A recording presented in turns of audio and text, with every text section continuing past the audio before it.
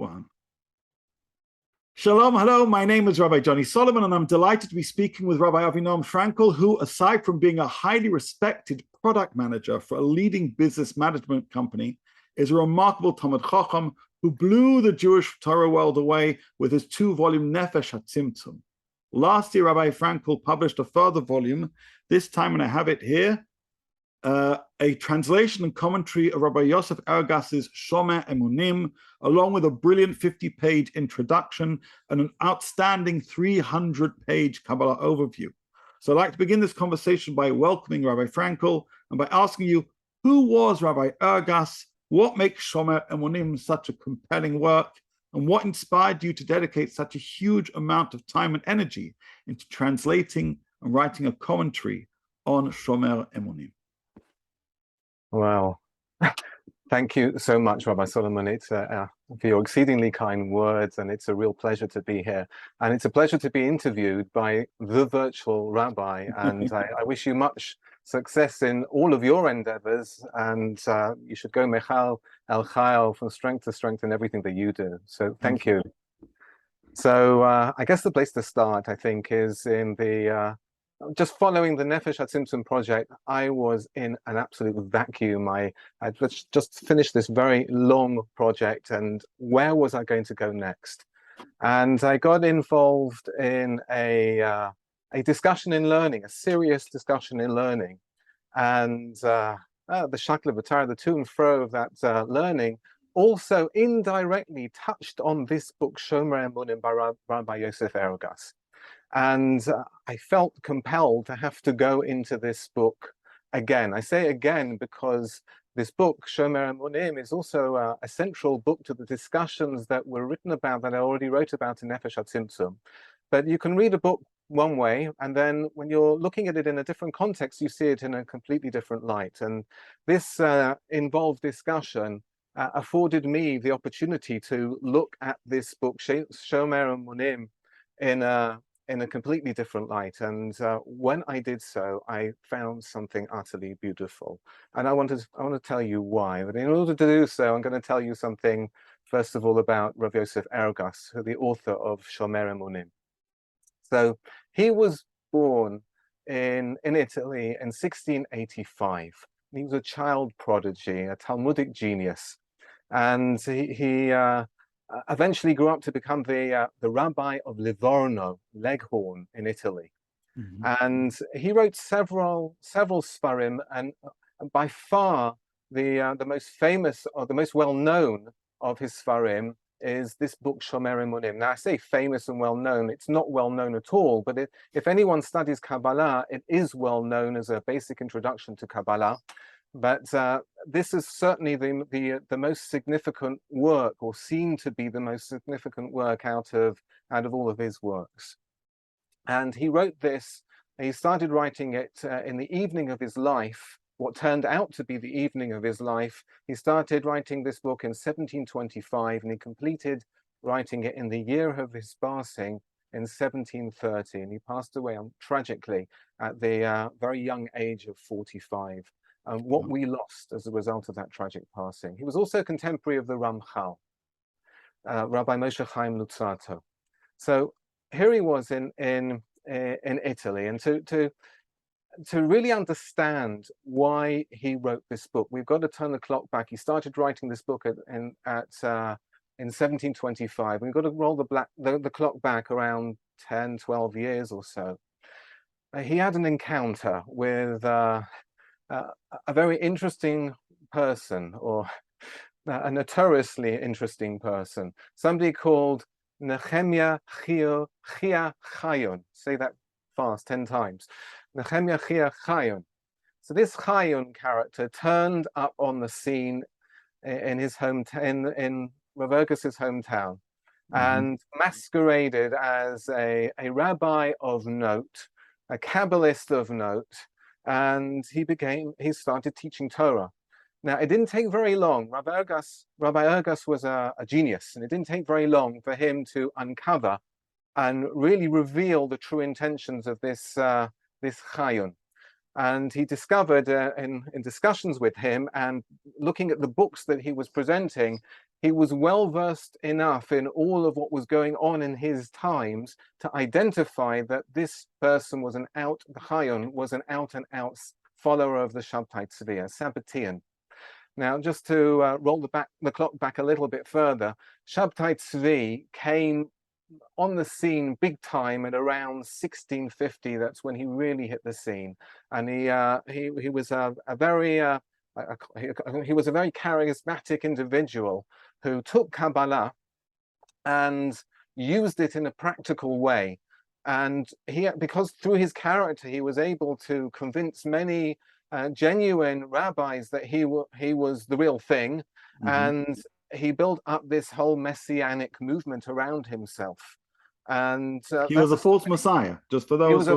He was a false messiah, but at the time, people thought that he really was the Messiah, and he managed to attract to him thousands of people.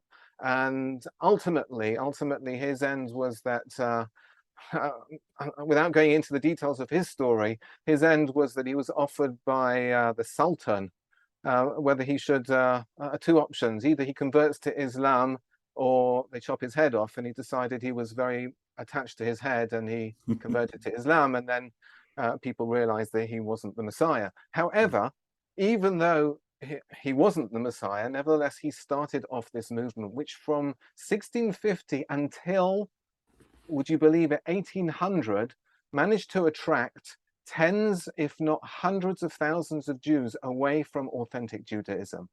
And the basis upon which it was doing so was the attraction to distortions of Kabbalah, just bending Torah practices out of all proportion in order to focus on Kabbalistic idealism, which was just taken out completely out of context. And this Nehemiah Chia Chaim, this Chaim character, was one of those followers, and was one of the more prominent of the followers of the Shabtai Tzvi in certainly in the times of Rabbi Ergas. So imagine the scene. Rabbi Ergas has just unearthed this individual of Chaim. And what happened in that time was they didn't have televised debates like we do today for presidential debates or anything like that. They used to write books.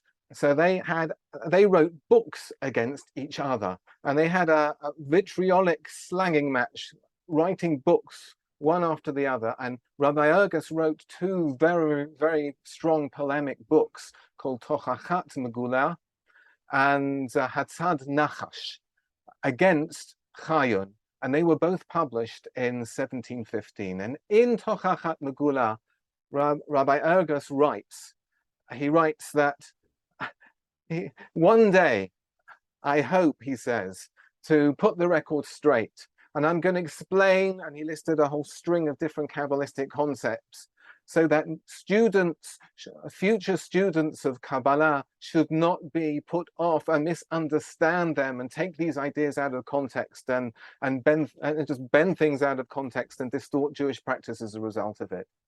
And that wish, that desire, that prayer, if you wish, that he wrote down in Tochachat Megula was ultimately realized 10 years later when he started writing his book Shomer Emunim, in the book Shomer Emunim itself. Unfortunately, he lived long enough to complete the book. So that was one reason why Rabbi Ergas wrote the book itself.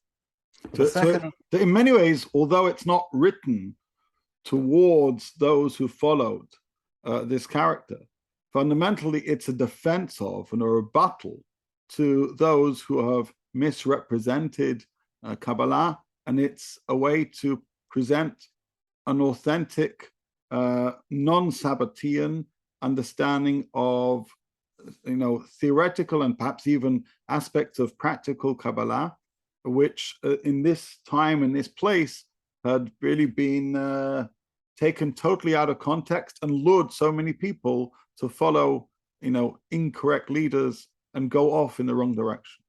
Absolutely. And in particular, what the Shabtai Tzvi did was he physicalized God. And with this book, Shomer Emunim, with this book Shomer Emunim, the intention was to set Rabbi Ergas's intention was to set the record straight and to distance any potential student of Kabbalah from any possibility of physicalizing God. God forbid, I should add. So this was a primary reason to write the book. However, there was another reason, because with all this noise around Shabbatai Tzvi, there were many followers of authentic Judaism, of Talmudic Judaism, who sat up. They noticed what was going on. It was impossible not to notice what was going on, and they started asking questions about Kabbalah. And they started asking, what is all this Kabbalah stuff anyway? We can be a good Jew. You can just do Tariag mitzvahs, 630 mitzvah, perform them, attach yourself to God. You can be a good Jew. You don't need this Kabbalah stuff at all. And so Rabbi Ergas is also writing to this backlash, to meet this backlash from the Talmudic community, to explain exactly where Kabbalah fits in Judaism, and he devotes certainly the beginning of his work to the concept of the authenticity of Kabbalah, and more than that, he structures his work as a conversation between two people. Person number one is Sha'altiel. It's a conversation, questions and answers. The person who's asking is called Sha'altiel, which means the one I'm asking of God, the person who's asking of God, and the answers are given by a character called Yehoyada, the one who knows God, the Kabbalist. So the entire book is structured as a discussion between the skeptical Talmudist and we see as the book moves on that how the Kabbalist convinces the skeptical Talmudist that there is indeed a genuine tradition of Kabbalah. And so on top of this, the way in which Rabbi Ergas expresses himself is just, he's just got such a clarity. The beauty of his expression, and he structures his questions and answers in a very deliberate way, building up ideas all the way through the work of Shomer Emunim, and also contrasting Kabbalistic concepts with basic concepts in Jewish philosophy. And in doing so, he builds up a very wholesome work in its own right. And I saw this book. I was in the middle of this discussion, this learned discussion, and I saw this book. I went right through this book. It was a tangential to that discussion. But I couldn't help but notice at that point, when I was in that vacuum after the Nefesh HaTzimtzum project, how beautiful this book was and how many different concerns it addresses. And it also explains basic Kabbalistic ideas in a way that other Kabbalistic works just don't do. And I felt most Kabbalistic works are cryptic to the core, and this was deliberately explaining ideas so people would not come to make the same errors that the Sabbateans did. So it then became utterly obvious that this book had to be my next project. Wow. Really, firstly, thank you for giving that context, for helping us understand where the Shomer Emunim came and what Rabbi Ergas is trying to do in this book.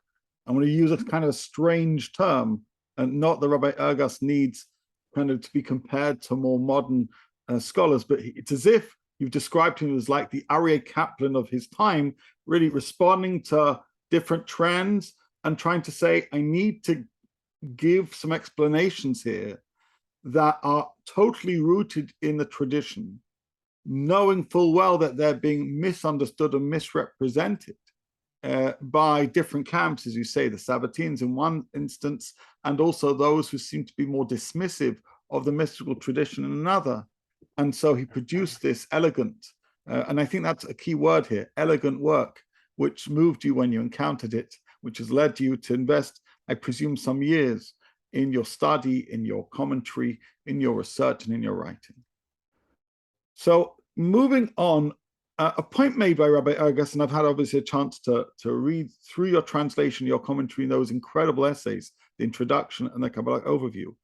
But a point made by Rabbi Ergas and are repeated by later scholars, which you emphasize in your introduction, is how it's crucial to have a working knowledge of what we may call Kabbalah to fulfill the mitzvot. Can you explain this point further while also addressing why many people still nowadays are skeptical about mystical teachings and the study of mysticism? Right. Well, it's a very interesting question. So I want to emphasize your question, if I may. And so Rabbi Ergas in Shomer Emunim, he says it even more strongly. He says it's absolutely incumbent upon every Torah scholar to study Kabbalah. Mm-hmm. And if we actually look at the works of the Gra, the Vilna Gaon, the Baal HaTanya, the Alter Rebbe, and the Ramchal, they all advocate, the Vilna Gaon advocates learning all of Torah. You can spend your entire life just learning Chumash and Meforshim on it, just the Torah and the commentaries on the Torah. You can spend your entire life on it. But we have a mitzvah to learn all of Torah, and that also includes the Kabbalah. And in our general curriculum, the Baal HaTanya, the Alter Rebbe, and also the Ramchal, in an essay called Derech Chochma, they chart out what should be the curriculum for a person who's a mature student who's coming to start learning Torah. And they include a component of Kabbalah, even for such a student. Of course, the component to begin with starts off relatively small, but as one advances in one's Torah knowledge, eventually the Kabbalah side of study needs to become the major focus of every person's study, and in particular for when one becomes a Torah scholar, it is, as Rabbi Ergas says, and I mentioned, it's incumbent upon such a person to study Kabbalah. And I think to really answer this question properly, we've got to ask the question, well, okay, what is Kabbalah? So there are so many misconceptions about what Kabbalah is. Many associate Kabbalah with all sorts of apocryphal supernatural acts that probably didn't happen. Everyone's heard, I would have thought, of the Golem of Prague. And would it be a surprise to learn that the Golem of Prague was a fabrication? There was somebody called Rabbi Yudel Rosenberg who wrote a kid's book, but it's a long story. It never happened. It was a nice story, but it never actually happened. And most people associate Kabbalah with acts of Kabbalah. But that's certainly not where I'm at. And there are many who also relate to Kabbalah as a form of meditation and ultimately prayer. And the truth is, we cannot understand Jewish prayer properly unless we understand Kabbalah, when we're talking about the names of God and what each different name means, and how when we are relating to God through prayer, what those names, what we should have in mind when we're thinking those names, and how we should relate to God. It is a meditation. But let's put that aside. First and foremost, beyond anything else, Kabbalah is simply the deepest level of Torah study. It's the deepest level and understanding of the Torah. And also, it's the deepest level of understanding of God and how God interfaces with us. God is primary. There are many people out there who learn Torah all day long and they don't mention the word God. When we learn Kabbalah, it's all about God. The Torah is God's Torah. When we learn the Torah, we're attaching ourselves to God. And we have to understand, the deeper we understand the Torah, the deeper we understand what God is. And therefore, we understand what we are.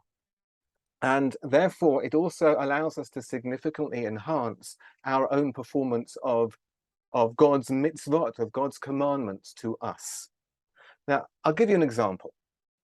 When we have a mitzvah aseh d'oraita, a positive Torah commandment to recite Shema Yisrael. Everyone knows it. It's on all of our lips. Shema Yisrael, Hashem Elokeinu Hashem Echad, Yukevavke Elokeinu Yukevavke Echad. Then we recite this in the morning, recite it in the evening, and we learn from Gemara Brachos with Rabbi Akiva, the last thing on his lips before he passed away was the Echad. and we recite this before we pass away. This is so important to a Jew. It's got to be on our minds all day long. V'dibarta bam, we say in the middle of the Shema. This is what we got to talk about. This is all. This got to be on our minds all the time. We have a mitzvah. There are 6 mitzvahs which the Sefer HaChinuch highlights. Mitzvahs tamidios. They are commandments that every Jew has to perform at all times. Mitzvahs. Yes. And one of them is understanding what it means when we say Shema Yisrael, internalize Israel. We have to internalize that Yud-Kei Vav-Kei, who is our Elokeinu, that Yud-Kei Vav-Kei is Echad, is one. What does one mean? What does it mean? How can we internalize it if we don't understand what one means? And what's this verse talking about? What is Yud-Kei Vav-Kei? And what is Elokim? There's an equation going on here. Yud-Kei Vav-Kei equals Elokim, and that Yud-Kei Vav-Kei is one. Now, we need to know Kabbalah in order to understand, even begin to understand what this most primary statement, this primary mitzvah, and everybody agrees that whether commandments require kavanah, intention or not, everybody agrees that this first line of the Shema requires intention when we actually recite it in order to perform the mitzvah, in order to actually fulfill this commandment properly. In order to fulfill the commandment, period, we have to have intention, a proper intention. So what does it mean? Without Kabbalah, we don't know what Echad means. Without Kabbalah, we don't know what it means when we're saying Yud-Kei Vav-Kei equals Elokim. We're equating something. We're saying that they are the same thing, and this concept of Yud-Kei Vav-Kei is one. Now, just to add an example to this, the Shema obviously is the ultimate example, but as you well know, right at the end of the tefillot, we're recording mid-Av. We're soon about to enter Chodesh Elul, and right at the end of the tefillot of Yom Kippur, the Kehillah community is asked to quote Yud-Kei Vav-Kei Hu Elokim. We do so a number of times. Now, firstly, the idea of repetition is itself Kabbalistically significant, but as you say, this is a theological statement. So a person who doesn't understand this is just counting their fingers, kind of they're saying, because I've got some food that I'm really hungry to have. When you understand, even on the most basic of levels, what is being expressed there, it's an expression of that unity. That is, after a day of fasting and prayer, you're basically saying to God, I get it. Yeah. And the sad fact is, people are screaming it out and they don't get it. They don't get what they're saying. That's it. The zenith of Yom Kippur. We're making that equation. We're stating that equation. Right. I should just flesh it out a tiny little bit and just say, very high level, what these concepts are. But I'm going to get into them, and clearly these concepts need a serious attention in their own right.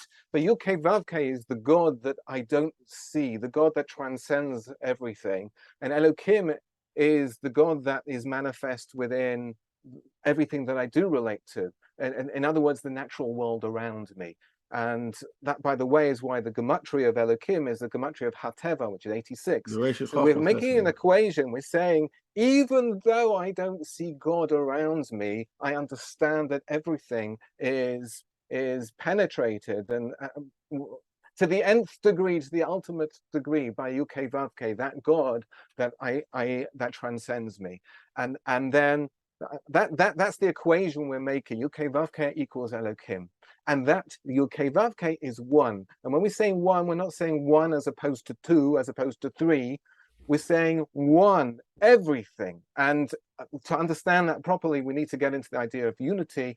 That's discussed in quite a lot of detail in Shomer Emunim. So. I'll leave it there for the moment. Otherwise, we can spend a very long time. You could. I was thinking about that famous speech of Chacham Nieto when he talked about, God is nature, and the famous letters written to Chacham Tzvi, and part of it is the accusation of him being a pantheist, but fundamentally how we see what is God, and a Kabbalistic understanding of God is to say God is everywhere, God is everything, and but in a deep way, not in a thoughtless way, in a profound way, and understanding how that, as you say, manifests itself. So now, beautiful. Yes, sorry. Okay, so now that we've defined what Kabbalah is, it's the deepest part of the Torah. We can now address those who are skeptical about what you call mystical teachings. Mhm. So the And so skepticism, broadly speaking, yes. the skepticism. So where does it come from? Okay, so we've got to talk about the pedigree of Kabbalah. Where does Kabbalah come from? It's all right. It's all very well me coming along and say, yes, Kabbalah is the deepest part of the Torah, and illustrating it with all sorts of examples. Yes, I can do that. But at the end of the day, where does Kabbalah actually come from? Now, what every Kabbalist is coming along and saying is that Kabbalah is part of the Torah. It's part and parcel of the Torah. It's not different from any other part of the Torah, and it was received by Moshe Rabbeinu at Har Sinai. It was received at Sinai, and there are various parts of the Torah. You've got the Torah Shebichsav, you've got the written Torah, the Torah Sheba'al Peh, the oral Torah. You've got the Halacha the Moshe Sinai, which is also part of the oral Torah, and you've got this Kabbalah thing, which is also part of the oral Torah, except there is one difference between the Kabbalah and the rest, all the other parts of the Torah. All the other parts of the Torah came down through the ages, was passed down through the entirety of Am Yisrael. So the Torah was given to all of Am Yisrael. The Torah Shebichsav, the written Torah, was given to all of the Jewish people in the wilderness. The oral Torah was given over to the entirety of the Jewish people, and it was passed down through the entirety of the Jewish people in each and every generation, all the way down to us today. In great contrast to that, the Kabbalah was not passed down to everybody. It was passed down through the generations, but it was only passed down to the elite of each generation. And even then, not all the elite. And it may have even been just one or two people in a particular generation where the Kabbalistic tradition passed down.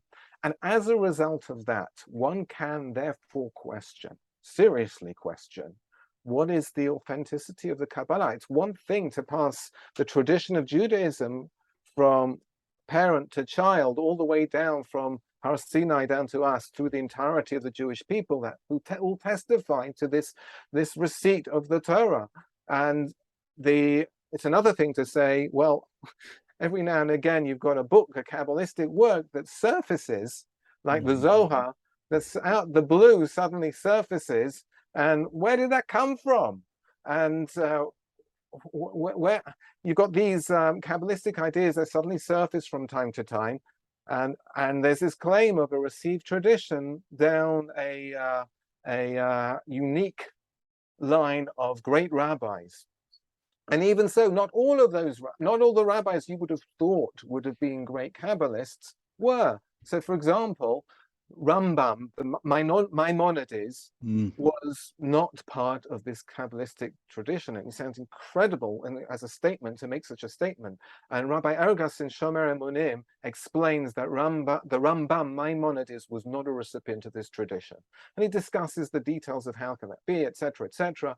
But he does highlight that you've got a whole slew of other rabbis who were part of this tradition. So you've got the Ramban, the Ritva, the Rashba, the Raivad, and there's a very, very long list of esteemed rabbis in the who were part of this rabbinic tradition of who received the Kabbalah all the way through the ages. So, and then as I mentioned, the Zohar, the thing about the Zohar was that it suddenly surfaced in the 13th century, and ostensibly it was supposed to be the work of Rabbi Shimon Bar Yochai. Well, no one actually claims that he wrote it. It is his teachings passed down the generations. But in the Zohar itself, there are many place names and people's names that were relatively contemporary and didn't exist in the time of Rabbi Shimon Bar Yochai. So many things got added into the Zohar, and it was a text that had been copied and recopied and copied and copied and copied, and many people had entered in additional, shall we say, dross into the core, and ultimately there is a core there that is a genuine Kabbalistic tradition that was passed down from Rabbi Shimon Bar Yochai, but there were many layers of additional coatings that were added on, and it takes a great Kabbalist to be able to look at the Zohar and understand which bits are the real McCoy and which bits are the additional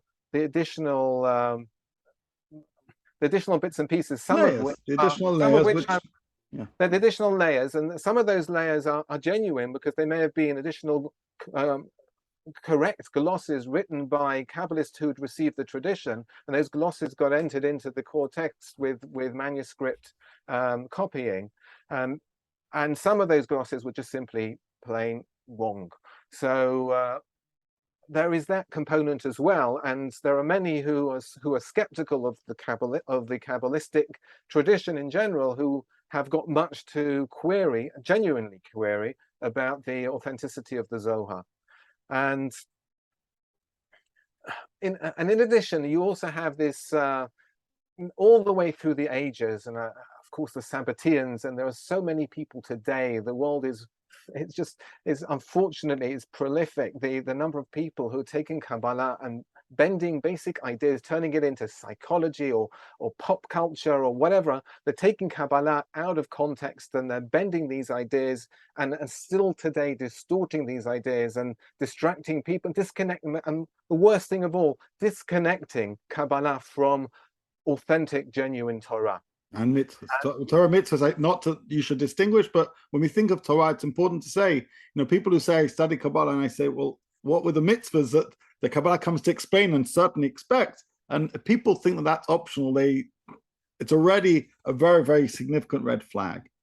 Absolutely. So if somebody is studying Kabbalah and is disconnected from actually performing the mitzvah of the Torah, unfortunately, the Kabbalah they're studying is just cannot be authentic. Real Torah-based Kabbalah is supported by all of the Rabbanim of the last several generations of note, and ever since Kabbalah got into the open forum, all the Rabbanim, the famous Ashkenazi Rabbanim, the Lithuanian Rabbanim, the Vilna Gaon, and all of his followings, the Hasidim, the Baal Shem Tov, and all of the followers of the Baal Shem Tov, and all of the Sephardi greats, almost all Rabbanim have all added their comments, either commentaries, Kabbalistic commentaries, or written Kabbalistic works themselves. And you even got people like the Rabbi Yosef Cairo, who wrote the Shulchan Aruch, and the Rav Moshe Isserles, who wrote the gloss on the Shulchan Aruch. They both wrote works which included Kabbalistic, either chapters or entire works which were Kabbalistic. And we cannot today.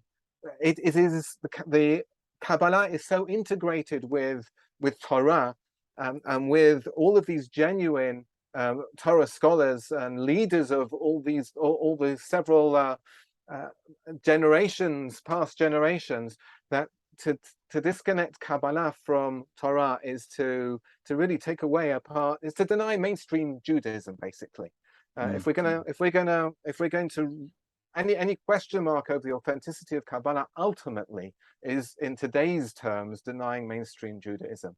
But that doesn't mean we don't court the question and discuss and debate the issues that were genuine issues of authenticity, and they do require a proper airing and proper discussion. So in addition to Rabbi Ergas's comments that he devotes to the authenticity of Kabbalah, I felt it was very important to bring those comments up to date and to add in my introduction to the work a lengthy piece on the authenticity of Kabbalah itself. Mm-hmm. And you do a great job. So just to summarize, because this is something which I've certainly encountered in many different ways. I don't know if I mentioned to you before, I did my rabbinical training in the Spanish and Portuguese community, who historically had an immediate reaction, obviously, Sabbatean Judaism. So still in their Sidurim, they don't have Brit Shema and things like that, because they say explicitly, this is because this is where we came from. And that's a historical reason, and they maintain that minhag, and that's understandable. But in terms of people for whom they're not coming from that context, this idea of being dismissive or marginalizing the contribution and substantiveness of Kabbalistic teachings and the necessity for them to live, as you say, a wholesome Jewish life and perform mitzvot and to learn Torah in a deeper sense is itself absurd. I don't want to put words in your mouth, but absurd. I think in your Sefer you quote Rabbi Ergas is saying, although I don't know whether it's somewhat being artistic in his reading, but nevertheless, his conclusion, he certainly believes that when, the Gemara in Masechet Shabbat that lists these 6 questions you're asked when you reach Shamayim, Nasata v'natata v'emunah, he says emunah is, the deepest interpretations of Torah is ultimately Kabbalah. Nasata v'natata v'emunah isn't just about did you do your business dealings, faithfully. It's about whether you are faithful to the Torah in its fullest sense, whether it was really Torah Hashem Tamimah, because only if it's Tamimah, as Chazal say, is it Mishivat Nafesh. Right.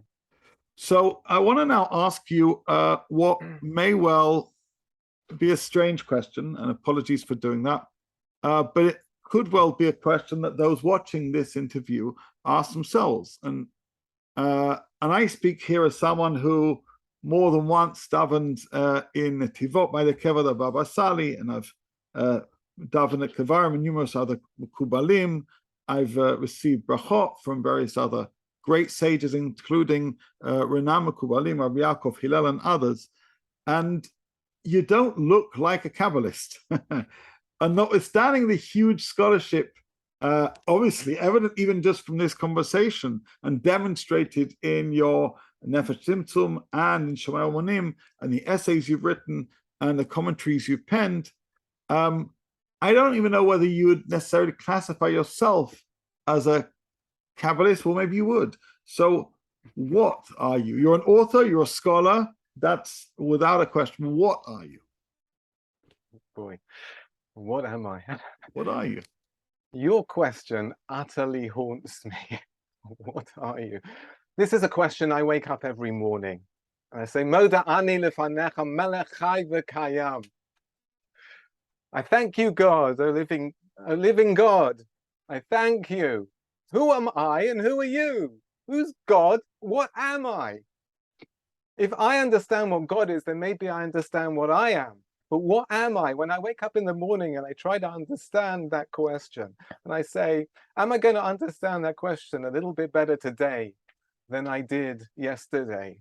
What am I? This is the question that I've always got to have on my lips. What am I? Thank you so much for asking me this question. No, I'm asking it in a foolish way, Yes, because it's about appearance. In a substantive way, I'm going to actually be bold enough to answer it, because I'd hope to think that I endeavor to try and fit this, which is you're an Eved Hashem. That I believe that is who you are, and we've corresponded, been in contact over the years about different things. And you're a seeker, you're a searcher, you're an Eved Hashem. That I think is what you mean when you say those words, unless I mean correct. But in terms of this look and this appearance, that's what I'm kind of throwing at you. It's about being a good Jew, which of course is an Eved Hashem. That's what am I? I'm aspiring. Everyone should be aspiring to be a good Jew and to have a better connection with HaKadosh Baruch Hu. And it's about our relationship with HaKadosh Baruch Hu, and only our relationship with HaKadosh Baruch Hu, that should frame the context that we have when we pray, whether it's at the grave of a great person, or whether we are seeking a blessing from a great person. We can own the context of seeking out these bestowals, however they may come, should only ever be in the context of focusing directly on God and understanding what I am in connection with my relationship with God. And my relationship is with God. Mm-hmm. So that's the point. And after completing my Nefesh HaTzimtzum project, people came up to me and they asked me, you've done all this work, Rabbi Chaim Volozhin, Nefesh HaChaim, translating, commenting on it, and getting into this idea of Tzimtzum. Surely you're going to go and visit Rabbi Chaim Volozhin's grave. They were very surprised by my answer. I answered them like this. the book Nefesh HaChaim itself. Why is it called Nefesh HaChaim? Well, the answer actually appears on the title page of Nefesh HaChaim itself. It was posthumously, this name was posthumously assigned to the book by Rabbi Chaim Volozhin's son, Rabbi Yitzchak of Volozhin.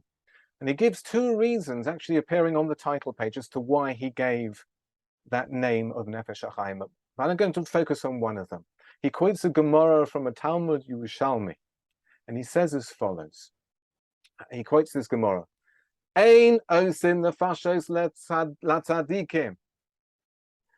Ein osin nefashos. We don't make nefashos. Nefashos. What's a nefesh? In the lashon of Mishnah, nefesh is a gravestone. It's a memorial. We don't make memorials for righteous people. Why? Shedivreihem hein zichronam. Because their words, their Torah, their Torah teachings are their memory. V'zeichet tzaddik livracha, and the memory of a righteous person is for a blessing. So why was the book Nefesh HaChaim called Nefesh HaChaim? Because this is the memorial for Chaim. It's the Nefesh, it's his memorial. If I want to connect with Reb Chaim Volozhin, what good is it going to do to me to go to visit his grave? I should pick up his book and study his teachings. Shedivreihem hein zichronam. You know, by the way, I say I'm sure you know, but I'll just mention it to our listeners. When it says in Pirkei Avot, Rashi says, "B'sfarim, this can be done through books." And the Chidan, his commentary on Pirkei Avot, basically describes how when you learn a sefer, it's as if you're learning with the author. So every single time you learn a sefer, you're having a chavrusa with the author. And that's a very, very palpable idea. By the way, I should say further, it has a halachic dimension because the Gemara says, principally, a person shouldn't study on their own. Rav Moshe Sternbuch in his Tshuvot Banhagot says, yeah, that's when people didn't have Svarim, but now you have Svarim, you're never learning on your own because you got the author as your chavrusa. And one of the things I do on Sukkot, people often have pictures of tzaddikim. I say, I don't need a picture. I bring in a Svarim and I learn them. The tzaddikim are with me. I don't need a picture of them. I want them to be present with me in my sukkah. If I bring the Igus Moshe, Rav Moshe is with me. And I bring the Nefesh HaChaim, the Rav Chaim is with me. So, and the way we have guests, the Al Sukkah is best done, apart from obviously physically providing for physical guests, but beyond that, it's to learn Torah, and those guests are there with you, learning with you, teaching you. And of course, we have the famous Gemara that says when we're learning the Torah of somebody, their lips are explaining things in the kever. It's as if they are there with. Well, it says in the kever, but it's as if they are actually learning it with you. And in fact, you animate them. You're just reminding me now that in Nefesh HaChaim itself, he brings down the Chazal that when we're learning through a sugya, HaKadosh Baruch Hu is talking with us, is repeating the Torah that we're saying. So we've got HaKadosh Baruch Hu with us as well. So why on earth am I going to go to Reb Chaim Volozhin's kever in order to attach myself to Reb Chaim Volozhin? I want to go further than that. And I'm going to use Reb Chaim Volozhin is certainly one of my primary Rabbis, so I'm going to use Reb Chaim Volozhin as the launching pad into the next point. Some people might find this controversial, but it's not me. It's Reb Chaim Volozhin's Torah. So, and the basic idea actually is brought down in a sefer called Keser Rosh, and what I'm going to do is I'm going to take the basic idea and elaborate in the context of a Gemara in Shabbos. Shabbos Lamed Beis Amud Aleph it is. So goes like this. It's an explanation, and I'm going to explain. I'm going to suggest an explanation. What the real explanation? I'm going to suggest the real explanation for performing Kapparot.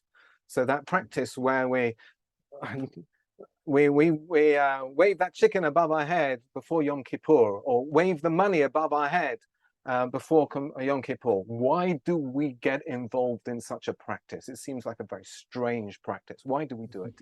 And I believe the key to this practice is the last two verses of that paragraph that we recite, B'nei Adam Yeshlei Choshech V'Tal Mavis, just before we do the twirling bit, when we twirl the chicken or twirl the money above our heads. And in that paragraph, the last two verses are two psukim, two verses from Sefer Iyov, from the book of Job. And that we say as follows: Im yesh alav malach melitz. If a person has above him an angel who is advocate. An angel advocate, yeah. So echad mini aleph, 1 in 1,000, lahagid la'adam yoshro, to advocate positively about the person. Now, this is a very important pasuk. This is a very important verse because it's the first time in the whole of Tanakh that we encounter the term melitz yosher. Melitz yosher. So, and melitz yosher, a good advocate. Very often when we go to somebody's grave, we think that we want to talk to the person to be an advocate on our behalf. Where does this term arise? It arises in this pasuk. What is the context of this pasuk? So we have to look at the Gemara in Shabbos. The Gemara in Shabbos explains that when we are standing in judgment, that we may have, whatever we do, we can understand this from the Gemara, whatever we do creates something. Nothing happens.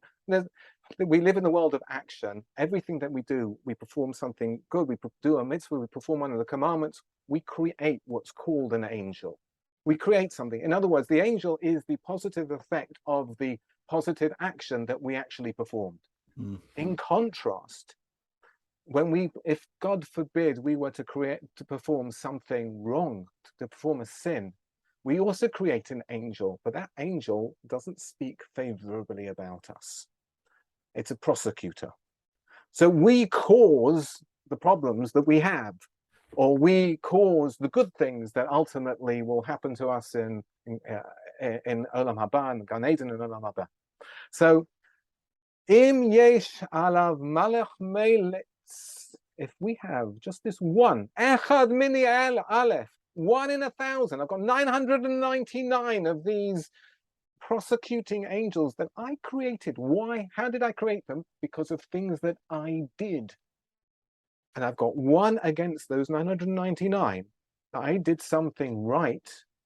And that one is called the Melitz Yosha, as a result of my actions. Then the next pasuk, and this is the final pasuk that we recite there before the Kapparot, and we say, Vayechunenu, God is placated. Vayomer, and he says, Peda'ehu mired shachas. This person is redeemed from going down into that pit, for going down into the bad place. Matzasi kofer. I have found kapora, I have found kofer, I have found atonement. Kapparos are atonement. Why am I doing this mitzvah of kapparot? Why? What am I going to do with this chicken when I throw it after I twirl it in my head? And there are many other reasons why we do kapparot, but I'm suggesting that this is the primary reason. What am I doing with this chicken? I'm going to give it to tzedakah. I'm going to give it to charity. I'm going to feed a poor family, or I'm going to give the money that I twirl over my head to charity. It goes to charity. And I get one last shot at doing something positive before Yom Kippur, before the Day of Atonement. So I'm doing this positive act. I may have 999 negative acts against me, 999 voices against me, but I created at least one. This is my last chance. I'm just getting in there with one mitzvah, with one commandment, but fulfilling one commandment before that big day of atonement. I want to achieve atonement. I want to do that mitzvah.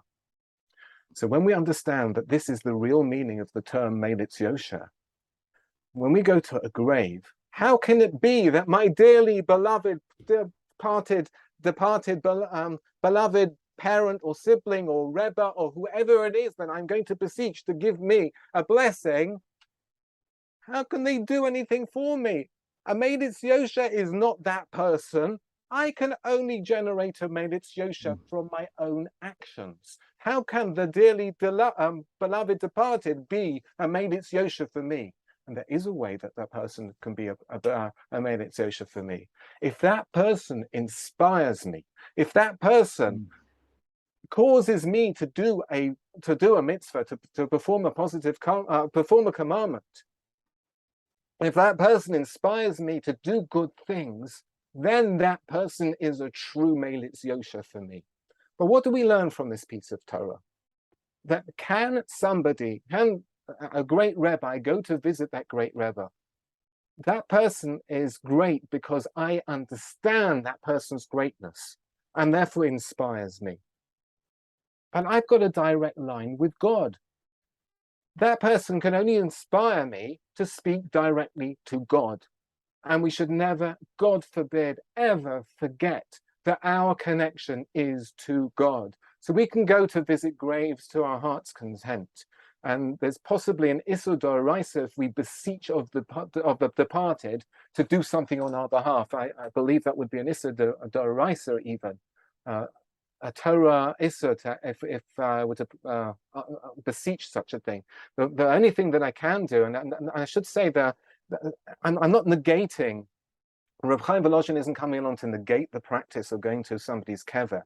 It's a minhag Yisrael, and it's brought down, let's say, in Sefer Hasidim, where he even says that people would go to visit people might want to go to people's graves or their dearly beloved departed, because it somehow benefits the departed people when we go to visit the grave. And he also suggests that we can ask for them to pray to God on our behalf. Mm-hmm. But let's never forget, there's a fine line. If we go to a kever, if we go to a grave, we might think that we might end up talking to the person themselves. No. We talk to God. That's it. Mm-hmm. And if we are interested to see a whole discussion, a learned discussion about this the whole thing about being mishtatech, al kibri tzadikim, etc., the Gaon of Yechiel Michal Tukachinsky in his Gesher HaChaim, he devotes a whole chapter in Chelet Beis in the second volume, to this subject, and bringing all the voices pro and against the actual practice of going to a person's grave. But at the end of the day, I don't think anyone would disagree that our contract is with God, and we should only ever develop our relationship with God. And if a particular rebbe or teacher or parent or sibling or whoever it is inspires us, then be inspired. Use that inspiration. But our contract is with God. Now that's as far as going to Kvarim are concerned. But what about brachos? What about brachos? Getting a bracha from a rebbe. Should I be doing that? Well, we have a famous Gemara that al tehi birchas hezyo hala beinecha. We should always be giving brachas to everybody. Everyone should give a blessing to everybody. It's a wonderful thing to give another Jew a blessing. It's a wonderful thing to give another person a blessing. Everybody should bless everybody. Everybody. And it does wonderful things to everybody. Not only does it make you feel good, but actually causes you to be good. And there's the whole psychology behind it. We should be giving each other blessings. Should we be going to receive the blessing of a godel? Now, there's no harm in it. It's a very good thing to have a blessing. However, it's this caveat. Who's my contract with? This godel, this great person, or is it with God? And if we want a blessing, let's say for parnasa, for our income, and it seems to be a primary need among so many people that they go and visit these rabbonim and they ask for a bracha for parnasa. Who should we be asking upon? And there's all these segulas, all of these crazy ritual things that people do in order to, if I hang myself upside down and touch my left ear with my, or whichever way around, with my other hand, then am I going to get a bracha for parnasa? No, none of these segulas are good. There is one segula. If we want a segula for parnasa, there is a genuine segula for parnasa, and it's a mitzvah aseh d'oraisa. When we fulfill the mitzvah aseh d'oraisa, the biblical commandment, when we fulfill it in reciting the birchas hamazon, the grace after meals, what do we say? We say, "V'na al tatzrichenu Hashem Elokeinu." Lo lidei matnas v'asavada, v'lo lidei halava asam, ki liyadecha amlea b'sucha ha'kadosh v'achava shalei neibash v'lo nikalei me'olam ba'ed. Please, God, I don't want to accept anything from anybody else except for you. That is the request for parnasa. And that is a legitimate request. It's part of the performance of a mitzvah aseh d'oraisa. Everyone should have kavanah at that point to speak directly to God, to ask for parnasa, to ask that they should have a better income.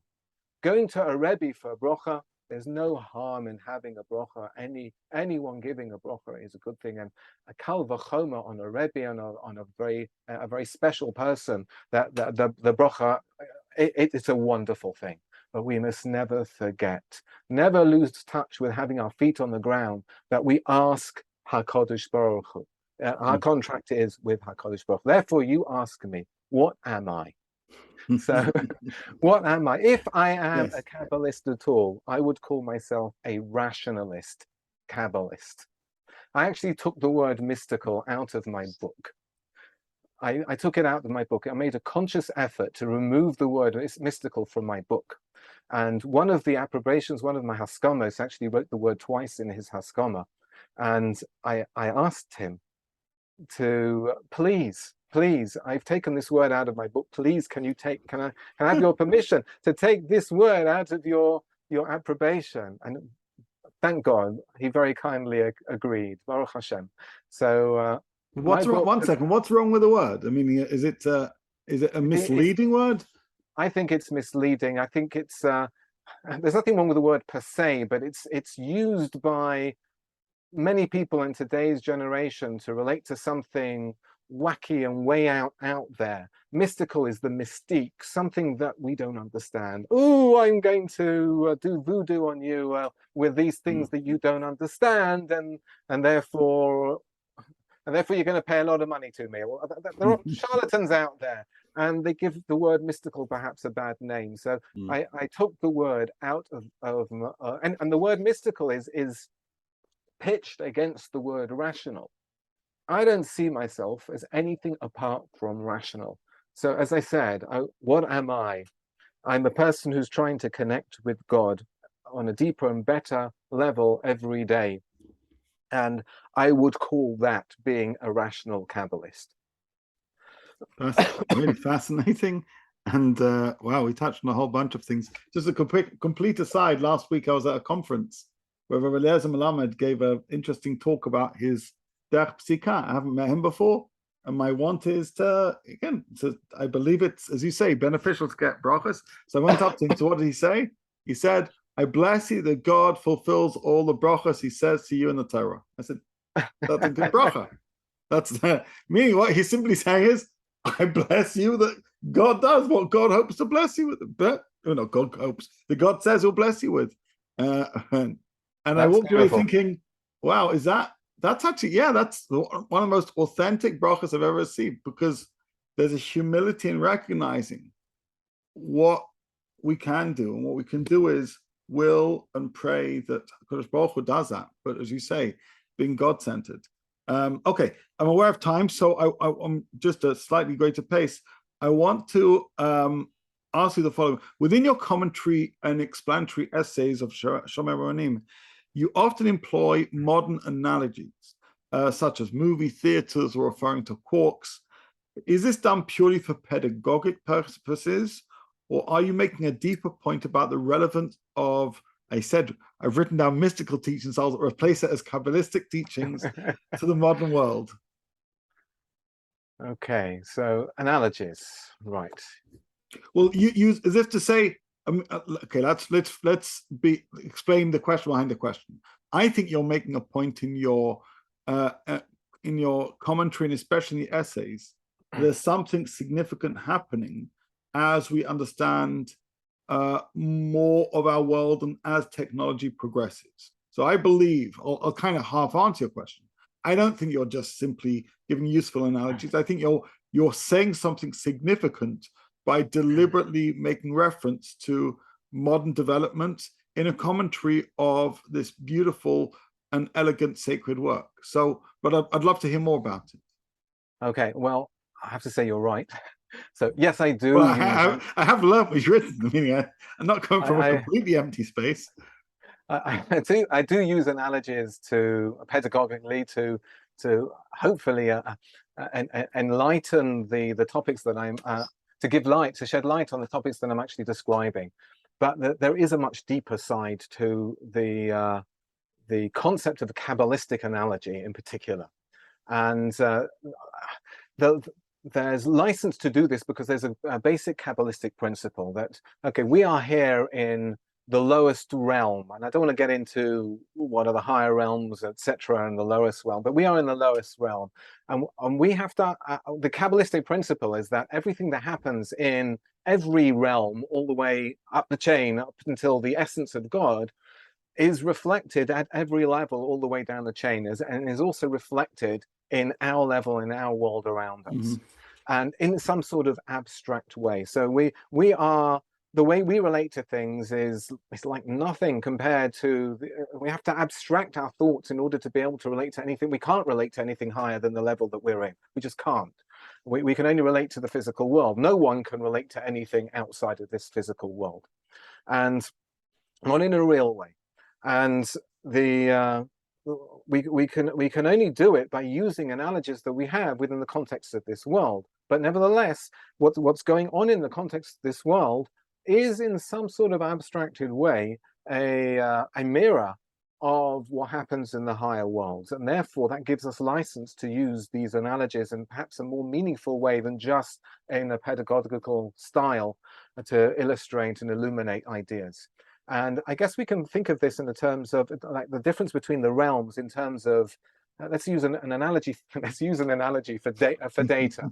So I've got data. I store the data on a hard drive. I've got this physical thing. It's a hard drive, and it contains this thing called data. Now, the DNA, for example, contains a huge amount of data. The DNA is a physical strand, a double helix that because of its structure, etc., it contains a certain amount of information, and that's data. Now, the concept of data relative to what we would call standard regular physicality, of course, from our perspective, data is also physicality. It's just very abstracted. So you've got this idea, this abstract idea of data, and then you have the physicality. You've got the data and you've got the DNA strands. So when we're talking about this world, we're talking about it in terms of DNA strands. But when we want to refer to the higher worlds, we can refer to it as some sort of abstracted level of data. So there is a license to do that, but there's more than that. There's more than that. The Vilna Gaon, and I write about this in actually volume 2 of Nefesh HaTzimtzum, the Vilna Gaon, through 5 separate independent streams of his students' writings, explains that in order to understand the deepest part of Torah, in order to understand the Kabbalah, we have to have an understanding of science. Now, this was actually expressed. I'll share one of the students with you. It was his grandson, Rabbi Yaakov Moshe, son of Rav Abraham, the son of the Gra, son of the Vilna Gaon. Rabbi Yaakov Moshe wrote the second introduction to a book called Ayil Meshulash. Now, Ayil Meshulash is a very interesting book, which was written directly by the Vilna Gaon. It's a math book. It's a math book, a basic math book. And Rabbi Yaakov Moshe, his grandson, who's involved in the publication of this work, is basically explaining, how can it be that Vilna Gaon's writing a math book? Where does that come from? And he explains, and he uses an analogy of a ladder. He says, in order to get up the rungs of the ladder, you have to start on the first rung. What's he saying? He's saying that in order to understand the Torah properly, in order to understand, if we want to get up to the heady heights of the deepest parts of Torah, we've got to understand what's going on in this world around us. We've got to understand how this world works. If we don't understand how this world works, we haven't got a hope of going up another rung in the ladder. That's the Vilna Gaon. But even more significantly than that, we can look at pretty much all the rabbis throughout history. And when we look at rabbis throughout history, they always used contemporary science of their day to illustrate the ideas that they were trying to explain, always. All the way through history. And in particular, whenever we look at Kabbalistic texts, we always see the hallmark of the usage of the contemporary science of the day. And the Ramchal writes in his Ma'amar al Haggadot. Now, there are various people who explain that when we have the Agadah, the story narrative inside the Talmud, the story narrative inside the Talmud often seems very, very cryptic. And the Ramchal explains that were the authors of the Talmud, the people making the statements in the Aggadic parts of the Talmud are very often using contemporary idiom, well, they're always using contemporary idiom and contemporary ideas. And the Ramchal says the following. He said, if those rabbis explaining these deep ideas in the Aggadah and then in the story narrative of the Talmud were to have lived in later times, they would have explained things in different ways because they would have understood the contemporary, their understanding of contemporary science would have been more developed and they would have been able to explain things better. So Ramchal says this himself. And also we see people like the Baal HaTanya, the Alter Rebbe, and also the Gra, they both say that the story narrative, the Aggadah of the Talmud contains these deep Kabbalistic ideas. Mm-hmm.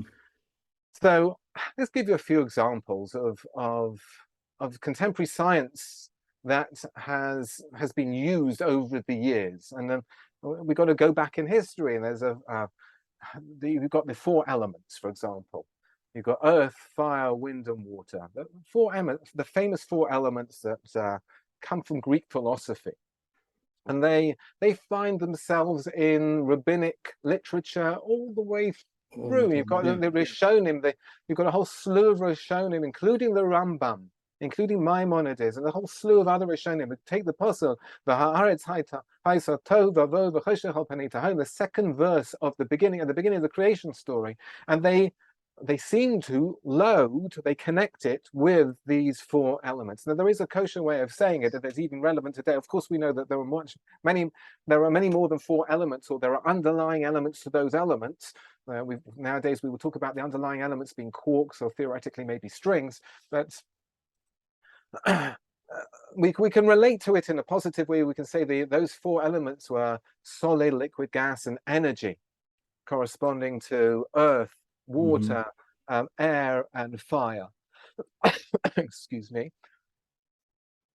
So our rabbis through the generations have always used the contemporary science of their day in order to explain better explain the Torah. And you see this with also other Greek philosophical ideas like the four levels of life, the domain Somer, Chai, Medaber, inanimate, plant life, animal life, and human life. And then you've got other ideas like the Sephirot. There's this thing in Kabbalah called the Sephirot. And without going into it now, how is the idea presented? Where does the word that's a plural, the word Sephirot. In the singular, it's Sephirah. Where does the word Sphera come from? It comes from the Greek sphera. It means a sphere, because that was the geocentric model of the universe had concentric spheres, and that is one of the ways in explaining the relationship between certain Sephirot Kabbalistically. So these analogies were used all the way through history, in order to explain Kabbalah and also in order to explain the Torah as well. Now, what I'm doing is no different, but there is, well, in principle, but there is one difference. The difference isn't because of what I'm doing. The difference is because of what's happening in the world. You see, for most of rabbinic history, nothing much changed. For the best part of 2,000 years, more or less, science was static. There weren't any new fundamental theories of the world. There were several major advancements at the different points in time, but you had the basic ideas were set in stone for the best part of 2,000 years. And all of a sudden, for the last, you can debate this and discuss this, but let's say for the last 150 years or whatever, maybe a bit longer, maybe a bit shorter, we've had the openings of revolution in scientific understanding, and it's been accelerating and accelerating. And we just have to look around the world around us, and we see the technological advancement across the world around us. It's quite remarkable to see what's happening. We're living in the times of the digital transformation.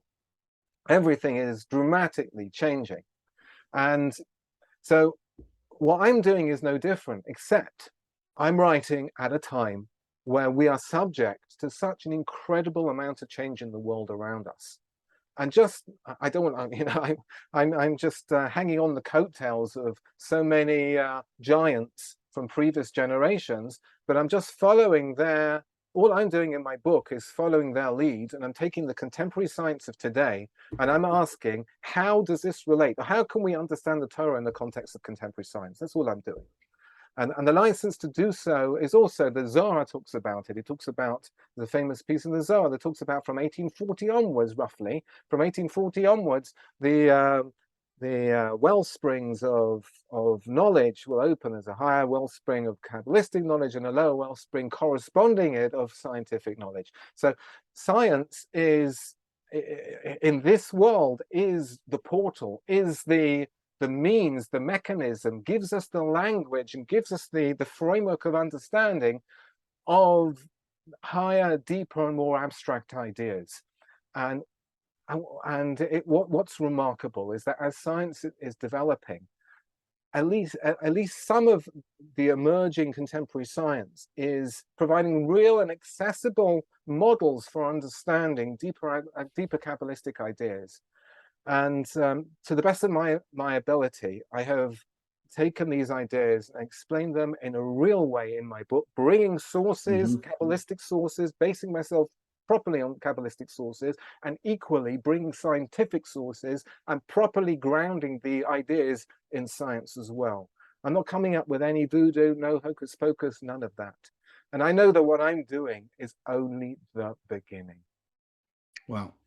So thank you for that. And I know, you know, it's really quite remarkable, and it's very evident in your book. And it's why not just Shomer Emunim as a sefer, but your introductory essay and your 300-page Kabbalah overview, which you can get to in a second, is so stimulating, because it contains things you wouldn't necessarily expect in a work like that. And that, on that point, so I mentioned this Kabbalah overview a few times, and it contains essays about a range of what I would say not understood or misunderstood or misrepresented concepts, world, souls, and how to relate to them, Sfirot, Shvirat HaKelim, Partzufim, Hashgacha, the Messiah's identity. Can you, and I know, you know, in a relatively short period of time, can you pick one of those and perhaps explain as best you can what they mean, and perhaps what you've tried to do in trying to make sense of what they mean? Right. Well, that's a pretty tall ask, and I'm going to try to get it down into a small period of time, but we'll see. Let us try. So, so the Kabbalah overview sequentially builds up ideas of the Arizal's Kabbalah, Lurianic Kabbalah, and explains them in the context of contemporary science. Now, to do justice to any one of these ideas, one would have to have the proper build-up.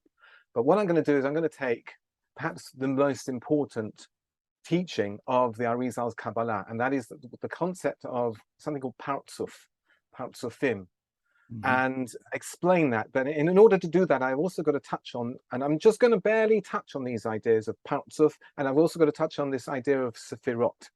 Okay. So here goes. What is this concept, and what does it mean to us?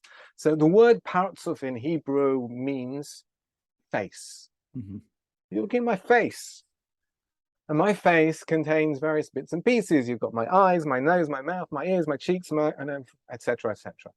If I were to take all these bits and pieces of my face and lay them out on the table in front of us, it would be quite gruesome. Yes, I know, but there would be, what would we have? Would we have a face? No. We would have several body parts. Now, if I take these several body parts and I configure them in a particular configuration of a face, then what happens is all those parts are still there. Those separate individual parts are still identifiable. You can still see my eyes, my nose, my mouth, my cheeks, my ears, etc. But what emerges from this is that the whole of the face is greater than the sum of the parts. Right. There is an additional set of properties, call it, you might want to go as far as calling it consciousness. There's something that emerges. When we put all these bits and pieces together, the face then becomes a portal into my personal being. So the face is the Partzuf. The word Sefirot really means, I'm not going to explain what the Sefirot are. There's a lot of explanation behind it, but on one leg, what are the Sefirot? The Sefirot is the process of creating separation. So it's an interesting way of remembering it is the word Sefirot in Hebrew has got the same consonants as the word separate in English. So Sefirot is all about separation. So in this face example, when we're looking at my face, you've got the whole is greater than the sum of the parts. The separate parts are still there. They are the Sefirot. When you have the Sefirot, that's when they're laid out on the table in front of me. They are separate. When you combine them together in a particular configuration, then an additional set of properties emerges, or functionality, or insight, or intellect emerges from that particular configuration of the underlying parts of the underlying Sefirot. Wow. Okay, so this is the concept. Yeah. This is the concept of Partzuf. And the thing about Partzuf is that every single little thing in the world, no matter how subtle it is, no matter whether it's an abstract concept or whether it's a real serious physical thing, what we would call even an abstract concept to us is a physical thing, but no matter what it is, everything that exists, if there is something that we can call and label as an entity, that entity is a Partzuf. The whole world is made up of Partzufim, of everything is a Partzuf. Let me give you a few examples. You have water. Water is made up of water atoms. Now, no one is ever in their wildest dreams going to come along and tell you that a water atom is wet. It's only when you have a puddle of water, when you have a collective, an integrated collective of water in a puddle, that you can touch it and say, yes, it's wet. Wetness is an emerging property of water when it's in a puddle. Take carbon atoms. Carbon atoms. You've got individual atoms. You can configure them in one configuration. You get a crystalline substance called graphite. Graphite you can put into a pencil, and it's the pencil lead. You rub the graphite over a piece of paper and layers just rub off. It's very soft. Layer upon layer rubs off. It's opaque. You can't see through it. It's not very expensive. You take the same carbon atoms and you configure them in a different way, and you end up with a different crystalline substance called diamond. Diamonds are the hardest substance known to man, hardest natural substance, or one, if not the hardest. Very expensive. Will not make any marks on a piece of paper, except tear it, etc. So when we look at the underlying carbon atoms themselves, if I'm just analyzing a single atom, I cannot tell what will emerge when I will connect them into a crystalline lattice. There is something about taking a whole load of atoms together and combining the underlying elements together in a particular configuration, where as a result of that configuration, we have an emerging property, an emerging functionality, an emerging insight, an emerging intellect that comes out of the process of the configuration. And the ultimate example has got to be the human being. The human being is an ecosystem. We contain within us all different aspects of everything out there in the world. We've got inanimate objects such as minerals. We've got calcium in our bones. We've got plant life. We've got microbiota in our gut. And did you know that the microbiota in our gut, they are processing the food that we eat. Now, they don't have human DNA. In fact, more than 50% of the cell count of a human being, is probably more than 90% of the cell count of a human being, do not have human DNA. So you've got all of these different beings existing within the human ecosystem, and without the microbiota that are in our gut, We can't digest our food. They're like an organ, they're like a body organ in their own right. Without them, we die. We are an ecosystem where all of these different organisms come together to form a human being. And look at that human being. Each individual human being has an emerging consciousness, an emerging intellect. In fact, we can just look at the brain. The brain has 80 plus billion neurons. When you take one neuron, nobody would ever say that neuron has any form of intelligence. But when you put that neuron together with 80 plus billion others in a particular configuration, all of a sudden you've got the most incredible repository of intelligence that's known to man, the human brain. That is an emergence. Now, this all has been brought to light scientifically by a Nobel laureate in a seminal paper in 1972 called More is Different by Professor Philip Anderson. And he explains the following. He explains that if you know the grand theory of particle physics, you cannot predict what's going to happen in chemistry. If you know everything that's going to happen in chemistry, you cannot predict what will happen in biology. If you know everything that happens in biology, you cannot predict what's going to happen in psychology and in economics, etc. Because each higher level, each larger whole is greater than the sum of its parts and has greater insights and has something to offer. If we were to find the grand theory of everything in particle physics, we cannot understand economics as a result of it. And this is a fundamental limitation in the way in which many people who are called reductionists, they want to reduce everything down to the underlying basic elements of everything and say, if I know how they work, then I know how everything works. And then you have the emergentists who are coming on the scene relatively recently and saying, no. There is a place for reductionism, but that's not the whole story. There is something else. And in so many walks of science, in so many fields of scientific endeavor, we see that emergence is rearing its head. And the only way in which to understand those areas of science is by using emergence. And ultimately, a Partzuf is an emerging object, is emergence. And Sefirot is reduction.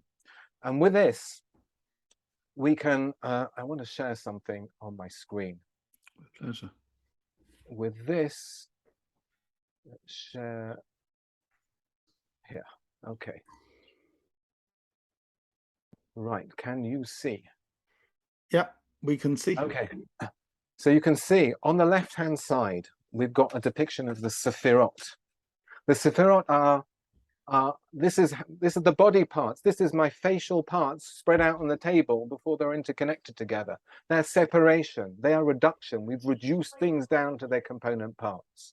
On the other hand, in sharp contrast, were we to take these component parts and configure them in a particular configuration, as we see on the right-hand side, then we have a Partzuf. We have we have integration, we have emergence. Now, this image on the right-hand side is known as, it's famously known as the Eitz Chaim. Unfortunately, many people out there use this image on the right-hand side as an explanation of the Sefirot. And really, it's not an explanation of the Sefirot. The Sefirot can be explained when they are separate. But when we put them together, they are actually a Partzuf. What we're looking at is an image of a Partzuf. It's a depiction of a Partzuf. And many people out there, unfortunately, are not aware of this. This concept of Partzuf is the primary and most fundamental concept of the Arizal's Kabbalah, of the Lurianic Kabbalah. So I'm stopping sharing there. So when understood properly, this concept of Partzuf is key to understanding everything we have in the world. And it rationally, in addition to that, it also rationally predicts what the world will emerge into. And ultimately, and I say this rationally as well, it will give us an appreciation of who and what, according to the Arizal, will be the Mashiach, the Messiah. And it's not what anyone thinks. And so this is the basic idea in a nutshell. It requires a huge amount of further background detail. But what's amazing is that the Arizal in the 1500s explains this idea, and it's only now with the tools of contemporary science that we can truly get an insight and into this idea and understand what he was really talking about. Amazing, really amazing. And thank you for the diagram. And I, until you explained it this way, I still wasn't crystal clear. And now it's just, wow. So thank you for that. We've spoken for a while, so I do want to get to our final question. And so just to wrap up, firstly, thank you. This has been remarkable. And I'm spellbound and I'm blown away by not just what you've done, but also by the way you've done it, by the way in which you've given us the tools to understand this elegant, profound book, which contains fundamental, profound ideas in a way that speaks to us today, in a way that teaches us it's speaking to us today. So my last question to you is, if and how the Torah that you've learned through your study of the Shomer Emunim, how has it enriched your life, your learning, and your faith? This has obviously been a book that's moved you, inspired you, you've invested much time. How has it changed you? Wow. How has it enriched my life? It's a very big question. Now, of course, it has changed me. Everything we do changes us. And this book, if I were to take the key component, and I probably mentioned it several times, the key component of Shomer Emunim is that it's explaining or giving an introduction to the deepest part of Torah. And in particular, demonstrating how this deepest part of the Torah, the Kabbalah, is connected to accelerating technological changes that we see in the world around us. And this gives the Torah real meaning to me. So it's changing my life by giving real meaning to the Torah. And I find this personally nothing less than mind-blowing. Most people out there, or no, I don't know about most people, there are many people out there who are floundering, searching to understand what it's all about. What's the meaning of life? And here we have a Torah, we have the deepest part of the Torah, we have the Kabbalah, and we can augment it with contemporary science, and we can genuinely see the bigger picture of what's going on around us, and we can use that to relate to God. And I believe that enriches, that understanding enriches my life in an incredible way. Wow. So in a big way. On a practical level, if somebody wants to buy Shomer Emunim, it is published by Urim, but can they do that through their website, or is there any other places where they can purchase the book? Well, it's available through Urim website, it's available through Amazon, and ultimately it'll be quite a while before the ebook comes out, but at the moment it is available on Amazon. It should be available certainly in Israel. It's available in many bookstores in America, in New York, and various Jewish bookstores in America. It should be generally available, but it is on Amazon at the moment, and it's available on Amazon, period. And I should also, if we're talking about these things, I should mention my website. That's Avinoam Fraenkel. AvinoamFraenkel.com. AvinoamFraenkel.com. I've got a series of Shomer Emunim Kabbalah explainers, which are all short, 5 minutes to 12 minutes each. There's a series of 10 explainers there going through basic ideas in Kabbalah and explaining them in contemporary scientific terms. Amazing. So I'm going to say thank you so much again. It's been a great privilege, a great pleasure, a great honor, and I wish you much bracha v'atzlacha. Rabbi Solomon, thank you so much, and the privilege is mine. Thank you. Pleasure.